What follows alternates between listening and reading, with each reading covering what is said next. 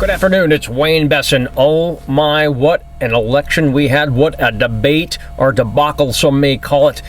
It was out of control, and from the very beginning, Donald Trump was, well, Donald Trump. He is everything we had hoped for, everything we had expected. It was live entertainment. It was a circus barking in the biggest tent of all, not the regular big tent that the Republicans wanted, which was to bring in lots of people to the party, but a big tent as in circus.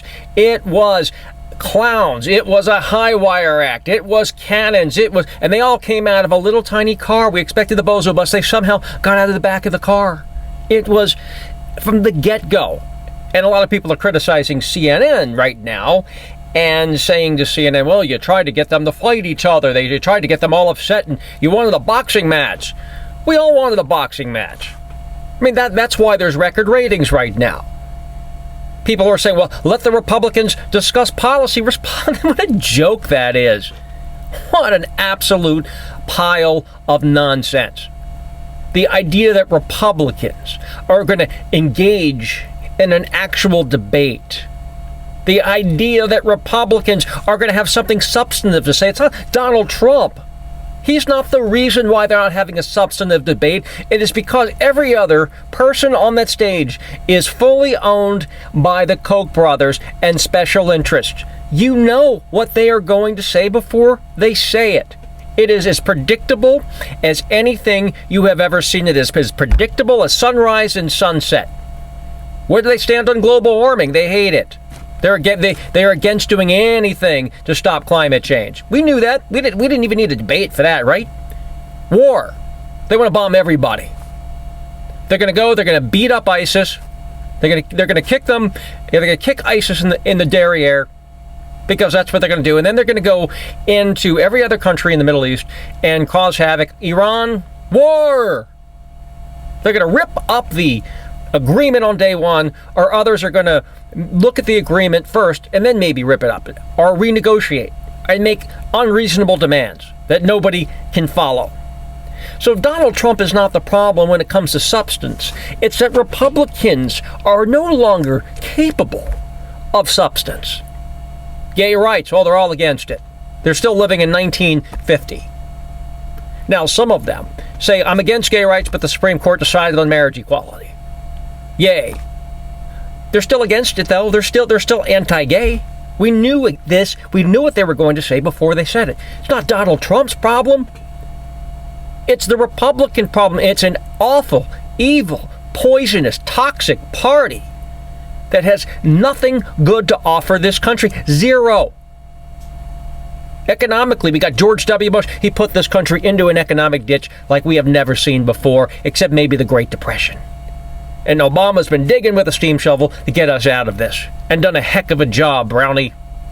Well, maybe that's not a good comparison to say. But that is the truth. And these Republicans got on the stage, and the only thing that makes this debate watchable, particularly for 3 hours, is Donald Trump. Could you imagine for one moment a 3-hour debate with NyQuil Jeb jabbering with Scott Walker? Could you imagine what that would be like? Could you imagine the snooze fest? And again, we all knew what they would say before they said it, because all you have to do is go to one of the Koch brothers' websites. That's all you have to do. And you would find out right there what they would say before they said it. They're all captive to special interests. Donald Trump, at the very least, is his own person. Now, he's horribly flawed. He's awfully bigoted. He'd make an awful president because he's unpredictable, he's combustible, he's an egomaniac, but he's still better than the rest of them on the stage. It's just a fact, because he's not owned. Scott Walker's a drone. Nothing but Koch brother talking points. Marco Rubio talks 100 miles a minute because he memorizes apparently everything he says. There's not 1 ounce of spontaneity in that guy. And by the way, he did much better than he did before. Who won the debate last night? Well, they're all losers. Nobody would win.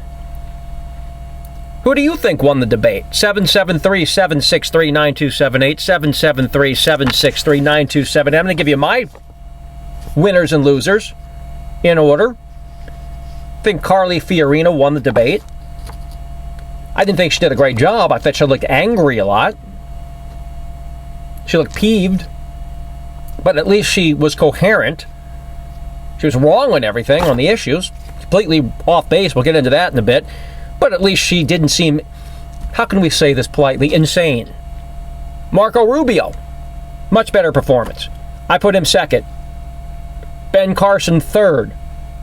He still was a snoozer, but he strung sentences together that weren't completely incoherent. So he's third. I put Donald Trump at fourth. Not a great performance.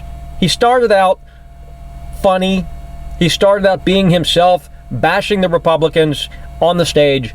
I thought he was, typical Donald Trump. He was Donald Trump in a vintage form from the beginning. But as the debate wore on, and you needed expertise, you wanted to see something more from Donald Trump. And there was no there. We'll get into that a little bit too. It's not catastrophic for Donald Trump. He came in fourth in the debate. The problem he's going to run into is at some point in the very near future, he is going to have some substance. The style will only take this man so far.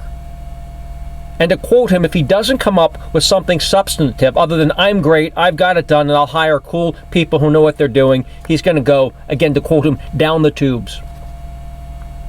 Fifth in that debate is Jeb Bush. He wasn't a complete disaster. He didn't slip on a banana peel, or he didn't fall asleep at the podium, which is a miracle. If you looked at him, he looked like he was going to fall asleep. He is sleepy. So I put him at fifth, kind of in the middle. Wasn't disastrous, but it was not the memorable performance that this man needed to break out of the pack, to go from bust to somebody who was back in contention. Jeb Bush didn't do it. The most pressure was on that guy. He looked nervous. He was tiring, boring. And Donald Trump shushed him up multiple times. Donald Trump intimidated and bullied him. The one thing he had to work against was not being bullied. He was bullied time and time again. Sixth place, I put John Kasich, the one guy that actually scares Democrats. But, the more rational this man sounds, the worse he does. And by the way, when I say rational, I say it with a grain of salt. John Kasich, if you listen to his positions last night, he's an extremist. But he is a practical extremist. I guess that's a new term, a practical extremist. John Kasich is, I want to do all these horrible things that you also want to do, everybody else on stage. The difference is, I'll recognize when it can't be done. I'll recognize if something's going to get vetoed, and I'll march on and wait patiently until my time has come to enact my extremism, which is the complete polar opposite of Ted Cruz, which is I don't have to obey the law or I'll shut down the government. That's the difference between those guys. But don't make no mistake about it. If you listen to what John Kasich said, there's not a whole lot of daylight between he and Ted Cruz. Anyway, I put John Kasich at 6th, Mike Huckabee at 7th, only because he was funny every now and then. He delivered his lines well, but the guy's clearly a fraud and a huckster, and he's just trying to get on the speaking trail and sell more bogus products to fundamentalist Christians and bilk the very people he says he represents. That's the only reason he's there. He's guys pushing product. And then you've got Rand Paul at 8, Ted Cruz at 9, Chris Christie at 10. Chris Christie, at one point, I thought he was going to run over and punch Fiorina. He was very intimidating. I mean, he was roaring at her. He was almost pulled a Rick Lazio in the way he handled this. And I put last, dead last, is Scott Walker. That man was on the bubble before he got there, and he failed. He flopped. He does not look ready for prime time, and it's astounding that he was ever elected governor of Wisconsin, our lovable neighbors to the north. What's wrong with you? How did you actually elect this guy? Something profoundly disturbing about that. So, are you okay? Our friends in Wisconsin, are you okay? You actually got this guy and put him in office? Dead last. He should drop out.